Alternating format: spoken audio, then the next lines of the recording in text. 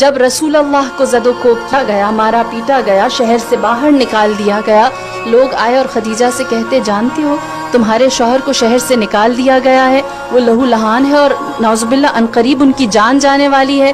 جناب خدیجہ رسول اللہ کو اپنے ہمراہ لے کر شہر مکہ میں آئیں۔ اپنے گھر کی جانب جب آپ چلتی ہوئی آ رہی تھیں تو دوبارہ دیوانے لوگ آئے اور آپ کی جانب پتھر مارنے لگے۔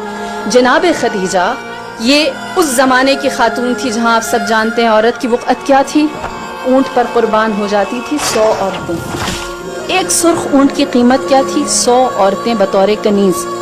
سرخ اونٹ اچھی نسل کا اونٹ ہوتا تھا۔ اس زمانے میں جناب خدیجہ ایک مرد کو لے کر آئی جس کی جان خطرے میں ہے، اپنے ہمراہ کھڑا کیا، اپنے گھر کے سامنے ایک چٹان تھی جس پر کھڑی ہوئی، اور جناب خدیجہ نے تاریخ عالم میں پہلی دفعہ قریش مکہ کو دکھایا کہ ایک مرد کے دفاع کے لیے عورت بولتی ہے، اور پہلی دفعہ آپ نے خطبہ دیا۔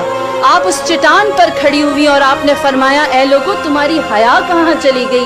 اسی دروازے پر تم قطار بنا کر کھڑے ہوتے تھے اور مجھ سے قرض مانگتے تھے اور میں بے نیازی سے تمہیں دیتی تھی، آج تم عربوں کی حیا ختم ہو گئی، تم اسی دروازے پر ہاتھ پہ پتھر لے کر آ گئے ہو۔ یہ وہ موقع تھا جہاں ابو جہل و ابو لہب جیسوں نے دیکھا خدیجہ کو اتنی طاقت محمد نے کیسے دی کہ آج یہ ہماری آنکھوں میں آنکھیں ڈال کر بات کرتی ہے۔